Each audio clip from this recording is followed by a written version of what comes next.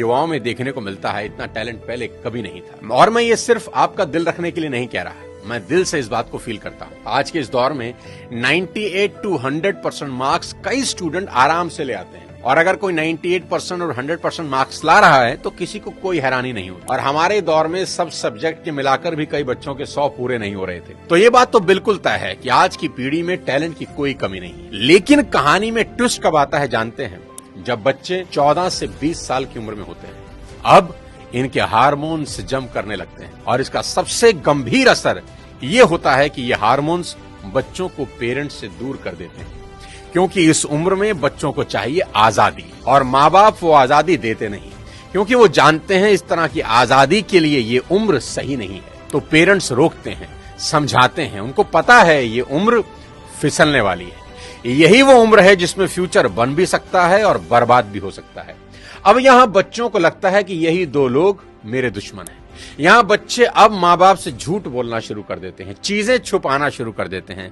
बच्चों को अब दोस्तों के साथ रहने में ज्यादा मजा आने लगता है, अपने ही माँ बाप अब दुश्मन दिखाई पड़ने लगते हैं। अगर किसी बात पर माँ बाप डांट दें तो आजकल के बच्चों का एक फेवरेट डायलॉग है, आवर पेरेंट्स आर आउटडेटेड। पापा आप सठिया गए हो। और अगर बच्चे ऐसा कर रहे हैं तो मुझे इसमें कोई हैरानी की बात नजर नहीं आती। ये नेचुरल है, सभी करते हैं। 25-30 साल पहले हम भी यही करते थे, और आज के कोई 25-30 साल के बाद इनके बच्चे भी ठीक इसी इंटेंसिटी से ऐसा ही करेंगे। ये साइकिल चलता रहेगा। अरे आपको दिक्कत क्या है हमसे? कम से कम हम कोशिश तो कर रहे हैं ना। बाकी मोहल्ले के लौंडों के जैसे सड़क पे आवारागर्दी तो नहीं कर रहा है, लंठाई तो नहीं कर रहा है। पढ़ाई पे ध्यान दिए होते हैं तो अरे नहीं गया ध्यान पढ़ाई पे। एक और कहानी जो इस उम्र में होती है वो ये कि बच्चे अपने पेरेंट्स से अब नफरत करते हैं और दूसरे पेरेंट की बात खुशी खुशी सुन लेते हैं। यहाँ अपना ही एग्जाम्पल देता हूँ। आज बहुत लोग मेरी बात सुनते हैं और मानते हैं, दूर दूर से कंसल्टेशन लेने आते हैं, पर मेरी अपनी बेटी को समझाने में मेरे पसीने निकल जाते हैं। कपिल शर्मा के शो में आमिर खान का भी यही प्रॉब्लम है, जो उन्होंने बताया कि सभी स्टार्स के बच्चे अपने करियर की सलाह मुझसे लेने आते हैं, पर मेरे अपने बच्चे मेरी बात नहीं सुनते। बच्चे बात सुने या ना सुने ये मेरी प्रॉब्लम नहीं है, मेरी चिंता कुछ और है, वो बताता हूं आपको। अभी कुछ दिन पहले मैं एज अ चीफ गेस्ट अपनी बेटी के स्कूल में गया, जहां उनकी प्रिंसिपल ने मुझे इनवाइट किया। उनका कोई एनुअल डे प्रोग्राम था।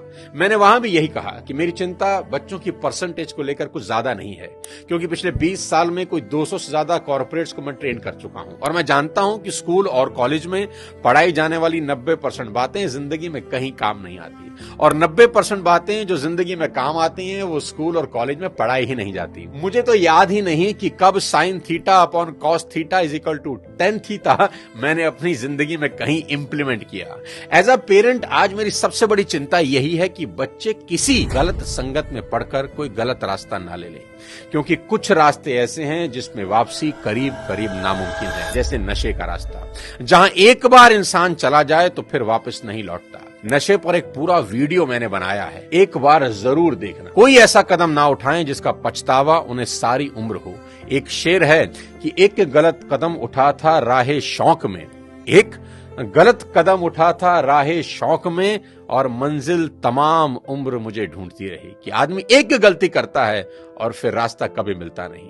और मेरी तो सभी स्कूल टीचर से बस इतनी ही उम्मीद है और गुजारिश है कि वो बच्चों को एक अच्छा इंसान बना दे, क्योंकि टीचर आज जो पढ़ाने वाले हैं उससे ज्यादा ज्ञान तो गूगल पर एक क्लिक में अवेलेबल है। आज टीचर की रिस्पॉन्सिबिलिटी पहले से कहीं ज्यादा है। वो अपने स्टूडेंट्स को मॉरल वैल्यू सिखा दें, बस देश के लिए कुछ करने का जज्बा उनमें भर दें तो सोने पर सुहागा हो जाए।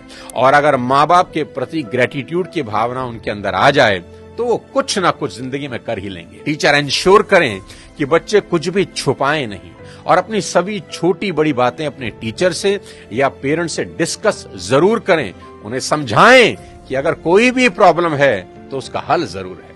आज की बेहद होनहार जनरेशन से इतनी ही रिक्वेस्ट करना चाहता हूं कि पिता की इज्जत राम की तरह करना, कि पिता के वचन पूरे करने को जीवन के 14 बरस कठोर वनवास में गुजार दिए उस व्यक्ति ने, और वो भी खुशी खुशी। आपके माँ बाप को आपसे कुछ नहीं चाहिए, वो तो अपने जाने के बाद अपनी सारी प्रॉपर्टी संपत्ति आपको ही देकर जाने वाले हैं। देश के हर युवा से कहना चाहता हूं कि आज से 3 चीजें रोज करना शुरू कर दें अगर अब भी नहीं कर रहे। सबसे पहले रोज कम से कम 30 मिनट अपने पेरेंट्स के साथ जरूर गुजारें। इधर उधर की कैसी भी बातें करें, खुद हंसें, उन्हें हंसाएं, कोई जोक सुनाएं, उनसे उनकी कोई पुरानी यादें ताजा करवाएं, उनके स्कूल कॉलेज की बातें करें, कुछ किस्से पूछें उनसे, कैसी भी बात करें पर बात करें। देखना वो अपने स्कूल कॉलेज के किस्से बताएंगे ना, जब उनकी आंखों में चमक आनी शुरू हो जाएगी।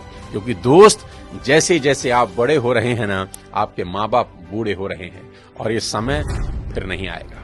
उनके जाने के बाद बड़ा अफसोस होता है कि काश ये कर लेता, वो कर लेता। उनका कर्ज सारी जिंदगी नहीं उतार सकते, पर अपना समय उनको देकर उस कर्ज का इंटरेस्ट जरूर भर सकते हैं। मुनव्वर राणा का एक शेर है कि लौट कर जैसे भी हो ऐ जाने पिदर आ जाना, लौट कर जैसे भी हो ऐ जाने पिदर आ जाना, ऐसी वैसी जो खबर सुनना तो घर आ जाना, और वक्त रुखसत हमें इज्जत से सलामी देने, जब डुबोने लगे दरिया तो नजर आ जाना। आस पास ही रहना अपने माँ बाप। दूसरी बात, भूल कर भी उनसे ऊंची आवाज में कभी बात न करें। उनको कभी ये एहसास ना हो जाए कि अब हम बूढ़े हो रहे हैं, कमजोर हो गए, इसलिए हमसे ऐसे बात की जा रही है। याद रखना, आपकी वजह से उनकी आंख से निकला एक आंसू आपकी तमाम जिंदगी बर्बाद कर सकता है। माँ बाप तो फिर भी माफ कर देंगे, पर वो माफ नहीं करेंगे। तीसरी सबसे इंपॉर्टेंट चीज, बिना माँ बाप के पैर छुए घर से मत निकलना।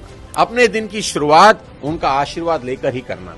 मैं आपको ये अपने पर्सनल एक्सपीरियंस से बता रहा हूं कि ये एक ऐसा सुरक्षा कवच है जो आपको बड़ी से बड़ी मुसीबत से बचा देगा। दिल से दिए उनके आशीर्वाद को भगवान भी नहीं टाल सकते। बस ये 3 चीजों पर अमल करना शुरू कर देना मेरा दोस्त। मेरा दावा है देवता भी आपको आगे बढ़ने से नहीं रोक पाएंगे। मैं चाहता हूं कि आप इस वीडियो को पूरे देश के नौजवानों को भेज दें, हर माँ बाप को भेज दें। हर माँ बाप अपने बच्चों के साथ बैठकर ये वीडियो जरूर देखें। बच्चे अपने माँ बाप के साथ बैठकर इस वीडियो को देखें। बहुत सी चीजें हम रोज शेयर करते हैं व्हाट्सएप पे, यूट्यूब पे, यहां वहां से, पर आपसे रिक्वेस्ट है कि इस वीडियो को पूरे देश में शेयर कर दें और मिलकर भारत को एक बेहतर भारत बनाएं। अगले किसी और वीडियो के साथ फिर आपसे मुलाकात करूंगा। तब तक अपने स्वास्थ्य का ध्यान रखिए। Thank you so much. जय हिंद।